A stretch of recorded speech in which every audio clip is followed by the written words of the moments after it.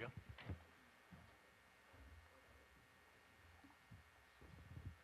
Let everyone come in.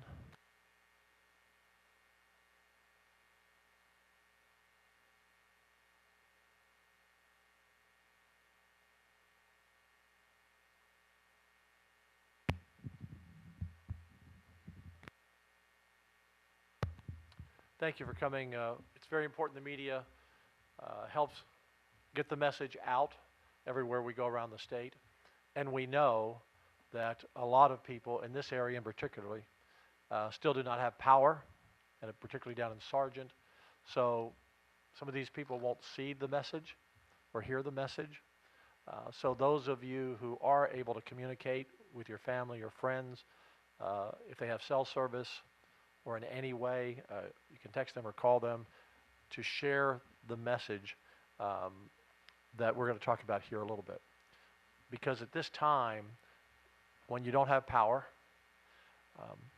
when it's pitch black at night, when it's hot as Hades during the day, you don't have access to food that you normally had. It's a miserable situation. And you need to know that we care about that, we're working on that, and there is hope to move through this as quickly as we can.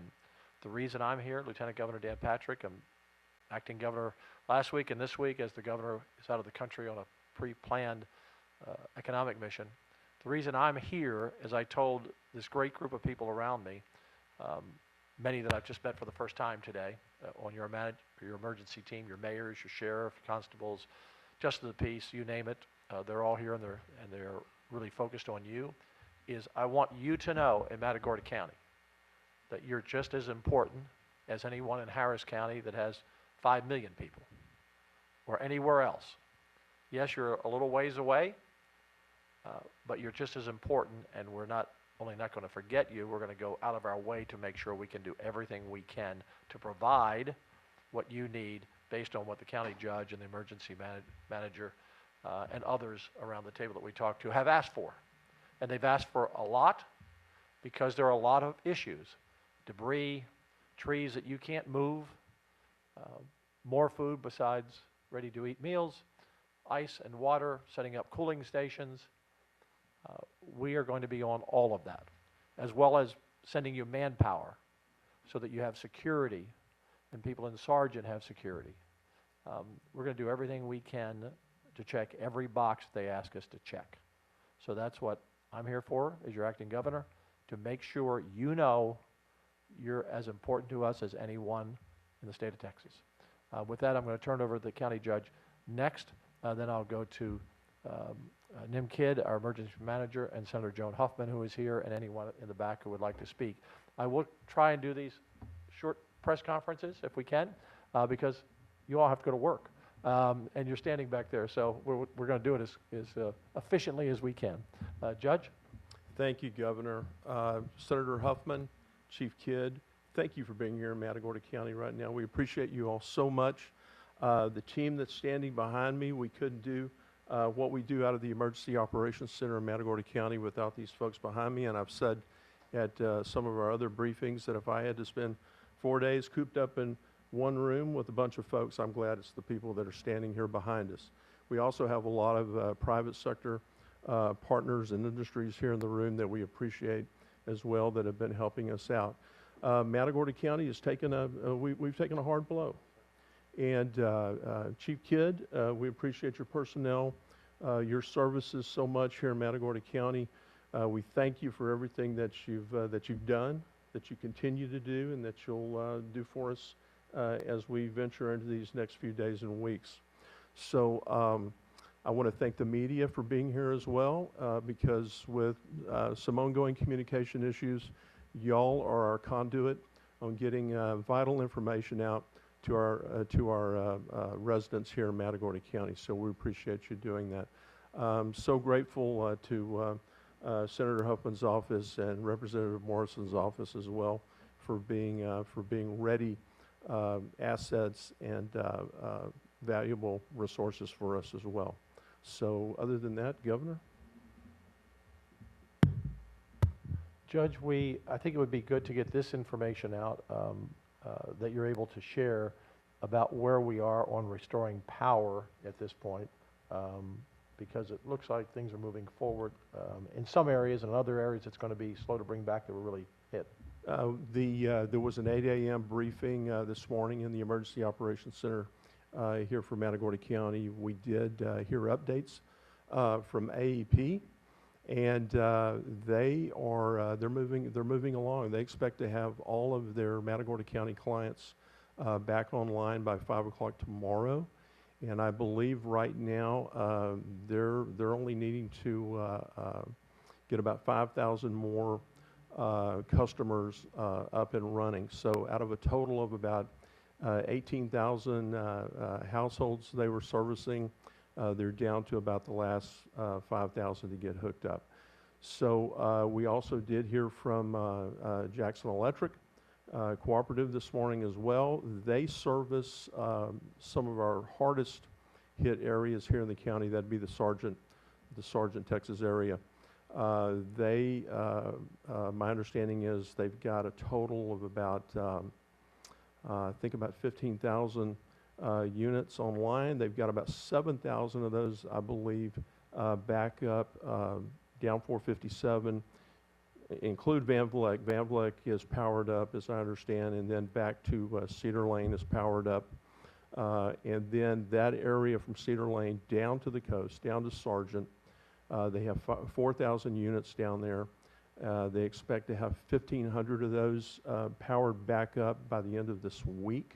And it's that remaining 2,500 households in the Sargent area that may take up to another 2 weeks.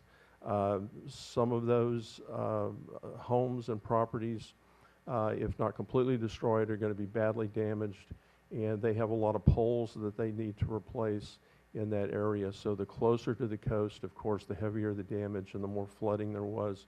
So that's where we're at right now. So things are moving along. Thank you, Judge. Nimkid is our chief of our emergency management operation for Texas, and this is a three-tiered, really a four-tier system that we have. Starts at the state, local, counties, and cities. The third are actually all the folks who have been impacted by the storm, because we need your cooperation too in so many things. We want you to stay safe. That's our number one issue. We don't want anyone dying from carbon monoxide poisoning in their homes. We don't want anyone driving into high water. We want you to be safe. That's our number one mission.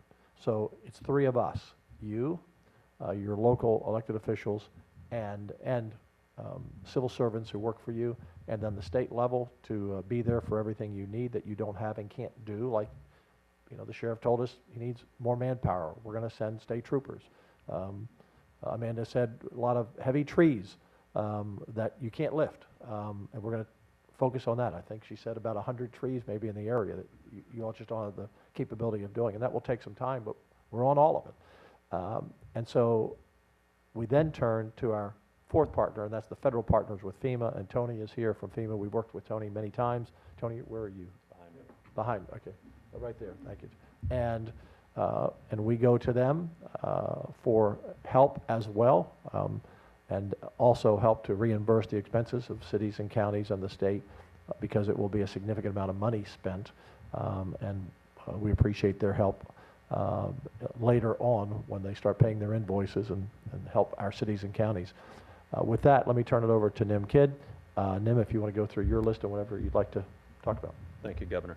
And I want to start by expressing my gratitude to the judge and the elected officials here, your contact before, during, and now after the storm. Thank you for the support for that. I also want to thank our local responders, those paid and especially those volunteers who have been out there serving this community while their own homes and families and businesses have been impacted. Power is our number one goal to have restored as soon as possible. We also, as Governor Patrick said, we want to be very cautious of carbon monoxide poisoning. If you're running a generator inside your house, inside your garage, or right near a window where that carbon monoxide can come in, please stop. Please don't do that. Make sure we don't need any carbon monoxide deaths. Those are preventable deaths. As we work to address the heat-related issues, we will be making sure that the facilities that the cities and the counties identify have food and water and ice and safe sheltering locations. We're working with the debris management plans. Your jurisdictions have a debris management plan. We'll be bringing in additional saw crews to support that. As communication, telephone, and internet comes back up, I need the citizens to report their damages to us. The website to do that is written right over here. It's damage.tdm.texas.gov. You will go to what's called the ISTAT tool. That's the Individual Assistance, State of Texas Assistance tool. I need you to put your information about your home, where that, the amount of damage that you had, whether it was insured or not, and what your other needs are. That will help us convince FEMA to turn on individual assistance for money that will flow to the families. And finally, Governor, I want to thank our TDM team, and I do want to thank Tony Robinson, the FEMA Region 6 Regional Administrator. He is out traveling with us today to get an assessment of what they need to do to help support us so we can support our citizens. Senator Huffman, who is our chairperson of finance, the most important position in the legislature, quite frankly, in the Senate. So thank you for coming down. Also, I know you drove down and made your way down here. Yes, I did. I'm glad to be here today, and I'm very honored to represent Matagorda County in the Senate. And of course, as I saw the storm approaching, I was terrified and heartbroken for what I knew was going to happen. But I think we can thank our elected officials for, doing what needed to be done to prepare the citizens, to give them good warnings, and now to work through the issues that have arisen because of the storm. And I want to thank you, Lieutenant Governor, and Chief Kidd for prioritizing Matagorda County and coming down here personally. I know it means a lot to me. I know it means a lot to all these elected officials behind me, and I know it means a lot to my constituents. So thanks to the elected officials for all the work you're putting in. And our message really is we're going to be here till the end. You've made that clear to the elected officials in the back, and I want to reiterate that publicly, that this is a process. We'll work together with our partners, elected officials, the state, and the federal government to reach a conclusion eventually. It takes time, but we'll all be here together and get this problem solved. So thanks for having me here today. Thank you. Yes, ma'am. We had planned for the local media, my hope was, we came down here by a Black Hawk helicopter today. My hope was to land over in Sargent and actually go through the neighborhoods and greet some people and let them know they're not forgotten. But the weather is going to prevent that, we just heard. Plus, there's not a lot of places to land that we wouldn't get covered in mud over there, and we don't want to get the helicopter stopped. But I want the people in Sargent, I know they can't watch and can't hear, but the messages that go through that was our plan, because Matagorda County was the hardest hit of the 121 counties in the disaster declaration that I put out last week, and Sargent was the hardest hit of that part of the county. So those people are facing some hard times, and we're going to do everything we can to help them as quickly as we can. We'll open up. First of all, is there anyone else who would like to speak up and say anything from the back? Anyone? Feel free. Any mayors? Anyone? Let me just say this, that I want the citizens of Matagorda County to remember, these are just your neighbors. These are people just like you. And they've been in the emergency center every day. Probably many of them don't have power either, and they have trees in their yards. And I heard the mayor of Bay City say he was out all day cutting down, getting the debris out of his yard. I know, Mayor, when your constituents say, well, wait a minute, your tree's down, I know you want to clean that up and take care of that. So these are just regular people back here. That's all elected officials are, regular people who ran for office, or civil servants who didn't even get elected. They just said, I'm here to volunteer and do what I can. So these are great people behind you. You're in good hands. We'll open up for a few quick questions. All right. My question,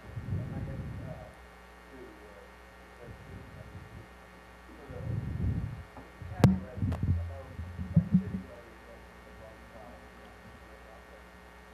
what about the countywide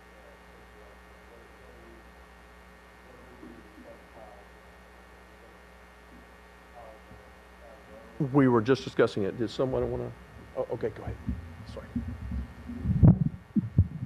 The entire county can now start separating their debris into the proper categories: vegetation, C&D, white goods, household trash, and our contractors will start tomorrow is the plan. So if you put it by the side of the road, and just make sure you're not blocking the roadway. So that's for the entire county.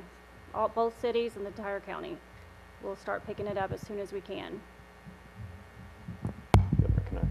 And I would like to add, it is very important that you separate those 4 categories, just like she mentioned. Your vegetative debris needs to be separated from your construction or demolition, any roofing material, fencing material, awnings or carport material, that needs to be separated from your white goods, which are refrigerators, washers, dryers, any of those appliances, and then your regular trash. Those, if you put them all in one pile, they may not get picked up, and it costs a lot more money and a lot more time to get them picked up. But if you can separate them from the beginning, it makes the process much faster. And we're going to be working with the county on some other ideas they had in their burn areas, and so we're working through that with the county as well to help with the vegetation. Any other questions before we exit?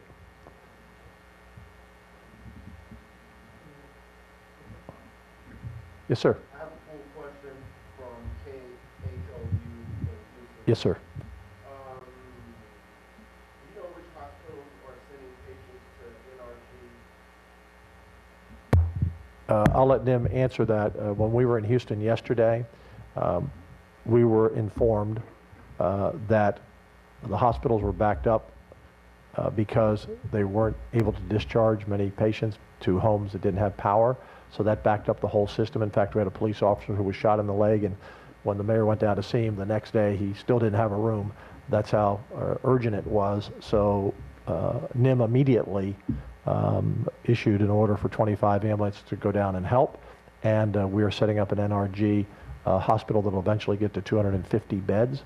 I personally can't give you the specific hospitals, but it's pretty much all the hospitals, or many of the hospitals. I want to say all, many of the hospitals in Houston. Yep. So that's a very good question, and Governor Patrick explained that very well.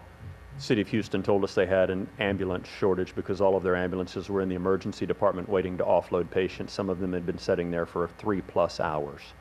We immediately set in 25 additional ambulances to be able to help with the 911 calls, and over the night we worked with those hospital emergency rooms to send additional paramedics to those places so the Houston firefighters could get back out on the street and take the next 911 calls.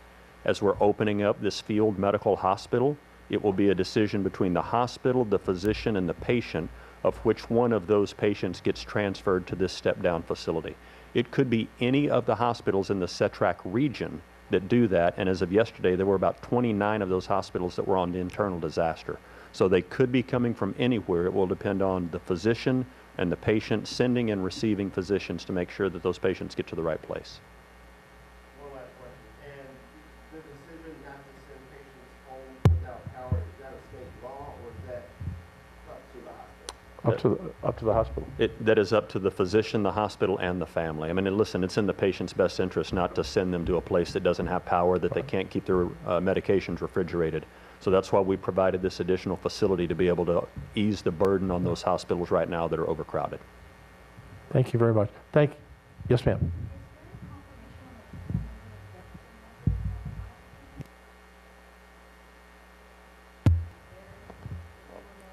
For Matagorda, we talked about that a little earlier. Ashley, we were not aware of any, I mean, by the sheer grace of God, I mean, we had very few injuries and no fatalities that we were aware of, but earlier, one of the JPs, Judge Sanders, had communicated that we have lost one person to heat-related, I don't, Heat stroke, Judge. okay, it was a heat stroke. Yesterday afternoon. Yeah. That is the only fatality related to the storm conditions that I'm aware of. Statewide, that number can vary. I know there's one, for example, a person who died of a heart attack. They think maybe the home was hit by lightning, which was a result of the storm, so to categorize them, it's difficult, but most of the deaths did occur in the greater Houston, Harris County area, some drownings, carbon monoxide poisoning, that's why we talk about that. So the numbers, we don't know exactly because they can change, but it's somewhere in the range of 9, 10, or 11 total that we're aware of. And again, some may be categorized later, and someone will come back and say, well, they died because of the storm, but of specific drownings, and trees fell on 2 people and killed them. So, but that information just comes to us out of 120 counties. Thank you all very much. Thank you all for everything you're doing, and we're here for you. Thank you.